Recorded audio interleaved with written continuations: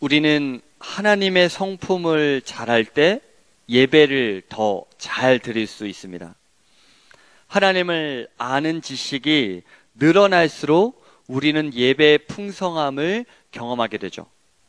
우리가 기대하는 가장 큰 하나님의 성품이 있다면 그것은 인애가 많으시고 자비로우시고 또 끝까지 견디시고 참으시는 자비하신 하나님이실 것입니다.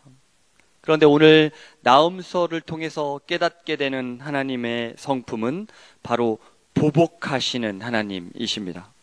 나움 1장 2절에 보면 여호와는 질투하시며 보복하시는 하나님이시라.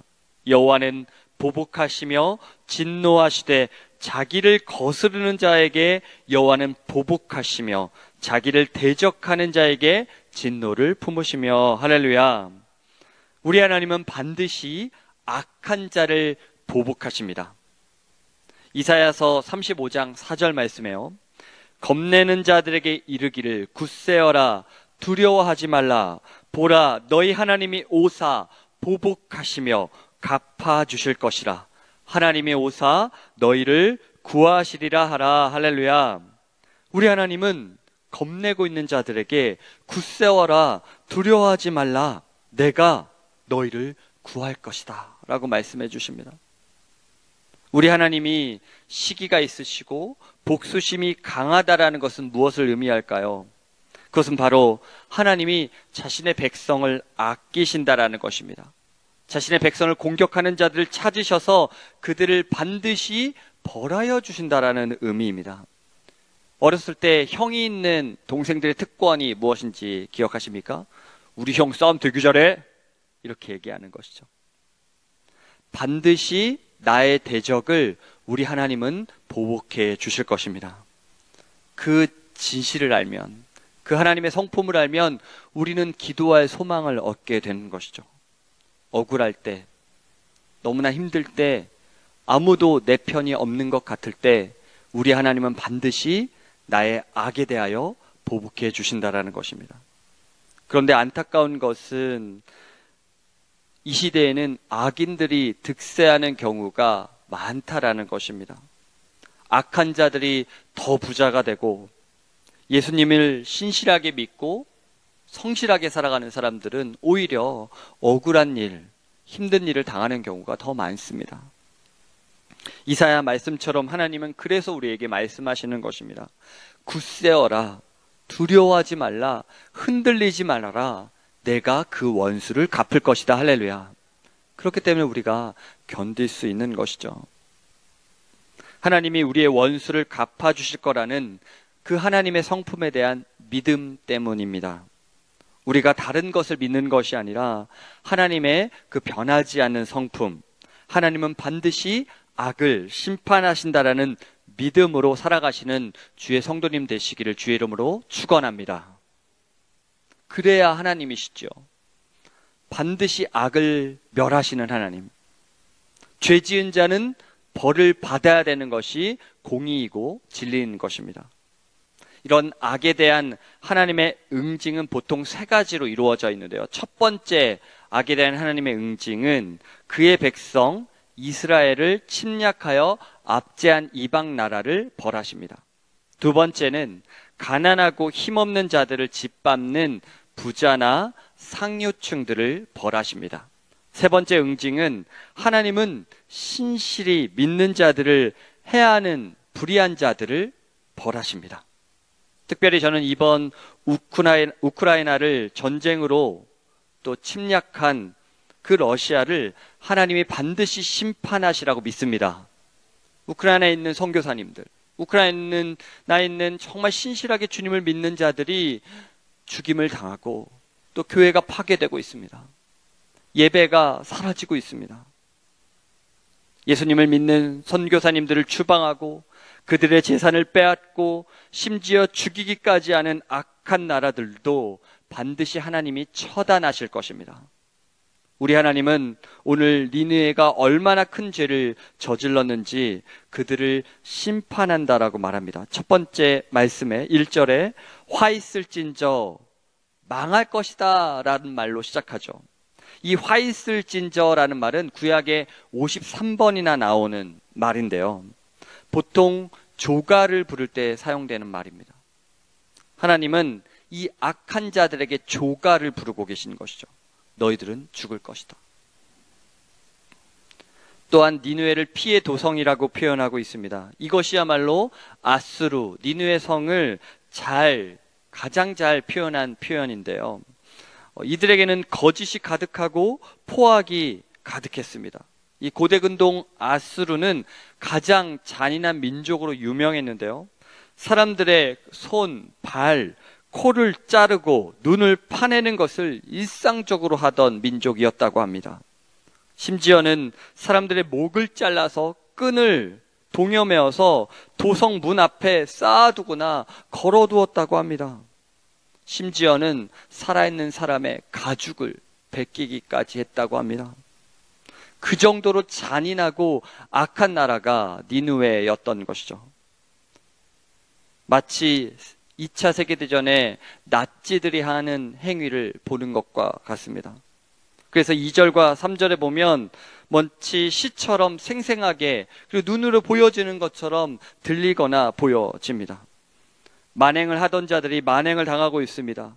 그들은 질주하는 병거에 치이고 기병대에 의해서 죽임을 당합니다. 적군의 칼과 창이 매우 빨리 움직이면서 휘둘릴 때마다 수많은 시체들이 쌓여갑니다. 이것은 바로 하나님이 아수르 니느웨에 대한 심판의 모습을 그려주고 있는 언어입니다. 심지어는 4절 말씀에 오늘 마술에 능숙한 미모의 음녀가 많은 음행을 행했다라는 것은 아마도 막강한 군사력으로 권력을 앞세워 다른 사람의 것들을 착취하고 이웃 나라들을 꼬시는 행위, 그들이 자신들에게 굴복하게 하는 행위를 염두에 둔 말인 것 같습니다. 아수르는 자신들이 강대기인 것을 자랑하고 싶었지만 하나님께서는 이들의 모든 노력을 창녀질이다 라고 평가하고 있습니다. 겉으로 보여지는 평가와 하나님이 하시는 진정한 평가는 다른 줄 믿습니다. 할렐루야. 여러분, 우리도 모르게 돈 많은 사람을 잘 살았다라고 평가하기도 해요. 그리고 권력 있는 사람은 마치 성공했다라고 평가하기 쉽습니다. 그런데 우리 하나님은 돈이 많았다고 해서 권력이 있다라고 해서 잘 살았다라고 평가하지 않습니다. 할렐루야. 그것이 우리의 평가가 되어서는 안 됩니다.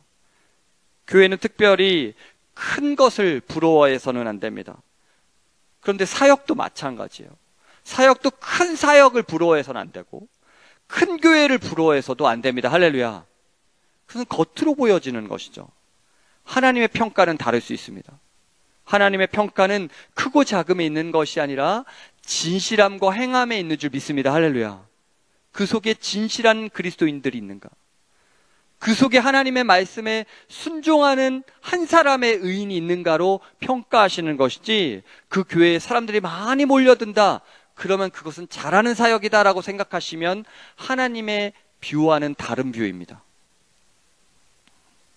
교회는 어떤 바른 말씀에 순종하는가로 보여질 것입니다. 우리 하나님은 우리의 속사람을 보고 판단하시는 분이십니다.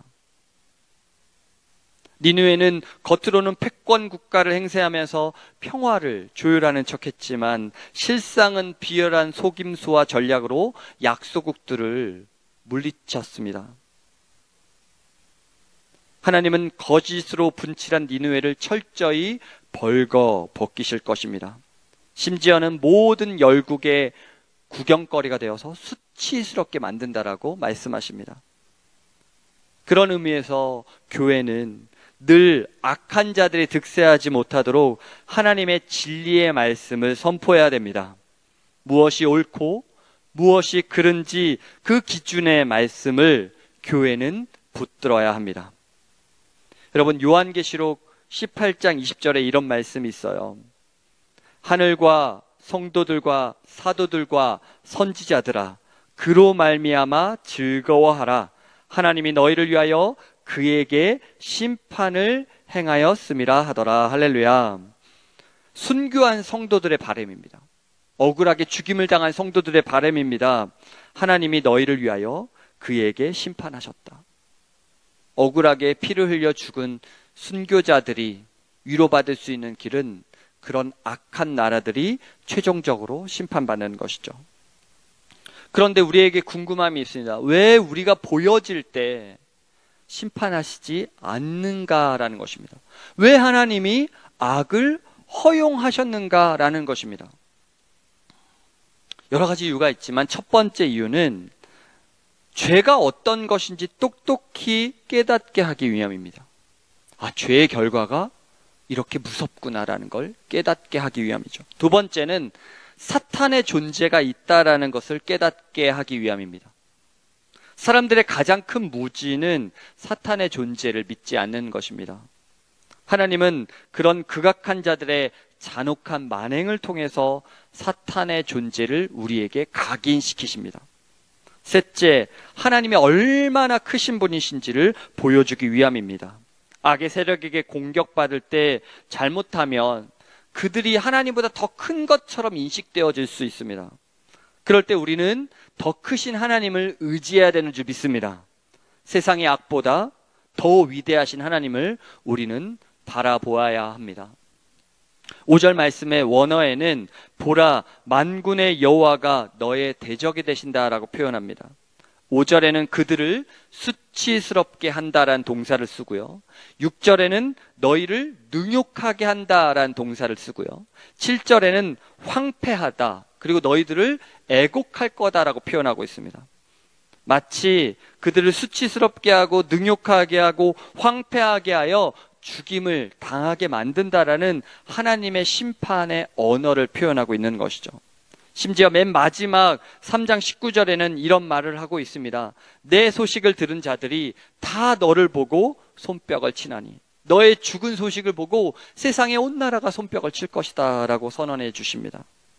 그들의 죽음과 멸망의 소식을 들은 모든 사람들은 손뼉을 치고 또 환호하고 있는 것이죠. 하나님은 악을 반드시 심판하시지만 하나님은 악을 철저히 심판하시는 줄 믿습니다. 할렐루야. 우리는 나움 3장 말씀을 통해서 하나님을 대적하면 반드시 심판받고 철저히 심판받는다라는 것을 위로해야 합니다. 이 나움이라는 말이 어떤 의미인지 아시죠? 위로라는 의미, 위안이라는 의미를 가지고 있다고 합니다. 우리에게 위로는 무엇입니까? 우리에게 위안은 무엇입니까? 바로 하나님이 악을 반드시 심판하시고 철저히 심판하신다라는 믿음이 있어야 된다라는 것입니다. 우리 사랑하는 주변에 힘들고 어려워하는 성도님들을 위로해 주시기를 소망합니다. 할렐루야. 하나님이 너를 대신해서 그들을 벌해 주실 거야. 그게 우리의 위로가 되기를 바랍니다. 여전히 세상에 사탄과 악들은 득세하고 있습니다.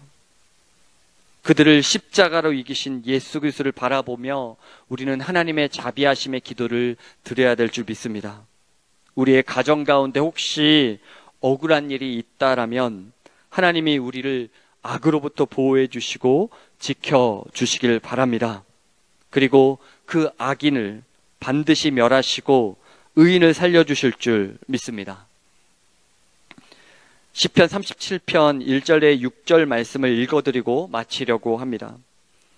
행악자들로 속상해하지 말고 악한 자가 잘 되는 것을 보고 부러워하지 말라.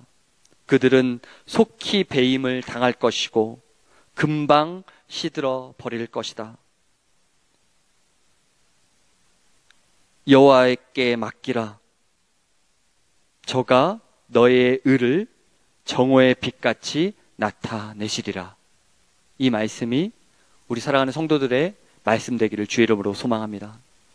함께 기도하시겠습니다.